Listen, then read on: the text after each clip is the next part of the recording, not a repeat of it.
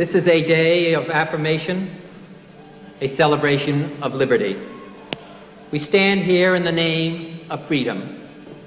At the heart of that Western freedom and democracy is the belief that the individual man, the child of God, is the touchstone of value, and all society, all groups and states exist for that person's benefit. Therefore, the enlargement of liberty for individual human beings must be the supreme goal and the abiding practice of any Western society. The first element of this individual liberty is the freedom of speech, the right to express and communicate ideas, to set oneself apart from the dumb beasts of field and forest, the right to recall governments to their duties and to their obligations. Above all, the right to affirm one's membership and allegiance to the body politic, to society, to the men with whom we share our land, our heritage, and our children's future. Hand in hand with freedom of speech goes the power to be heard, to share in the decisions of government which shape men's lives. Everything that makes man's life worthwhile: family, work, education, a place to rear one's children, and a place to rest one's head. All this depends on the decisions of government. All can be swept away by a government which does not heed the demands of its people, and I mean all of its people.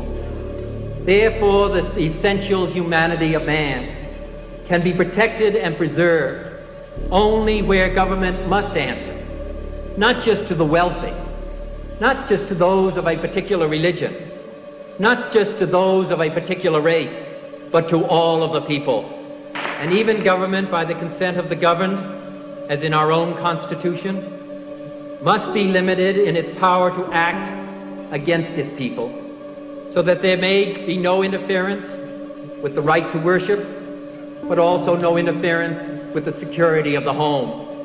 No arbitrary imposition of pains or penalties on an ordinary citizen by officials high or low. No restriction on the freedom of men to seek education or to seek work or opportunity of any kind, so that each man may become all that he is capable of becoming.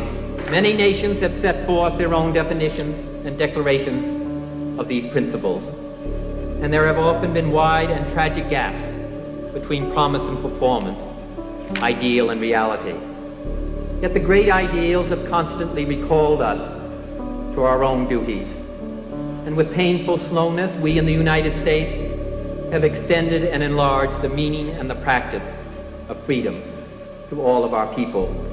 So the road toward equality of freedom is not easy, and great cost and danger march alongside all of us. We are committed to peaceful and non-violent change, and that is important to all to understand, though change is unsettling.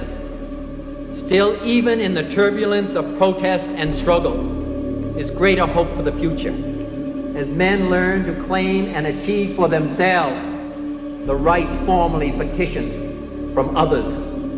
And most important of all of the panoply of government power has been committed to the goal of equality before the law, as we are now committing ourselves to the achievement of equal opportunity. In fact, we must recognize the full human equality of all of our people before God, before the law, and in the councils of government. We must do this not because it is economically advantageous, although it is, not because the laws of God command it, although they do, not because people in other lands wish it so. We must do it for the single and fundamental reason that it is the right thing to do. In a few hours, the plane that brought me to this country crossed over oceans and countries which have been a crucible of human history. In minutes, we trace migrations of men over thousands of years. Seconds, the briefest glimpse, and we pass battlefields on which millions of men once struggled and died.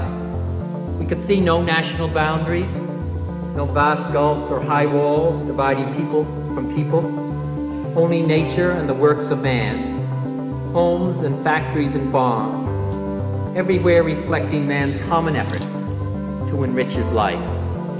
Everywhere new technology and communications brings men and nations closer together.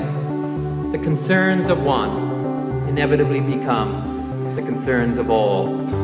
And our new closeness is stripping away the false masks, the illusion of differences, which is the root of injustice and of hate and of war.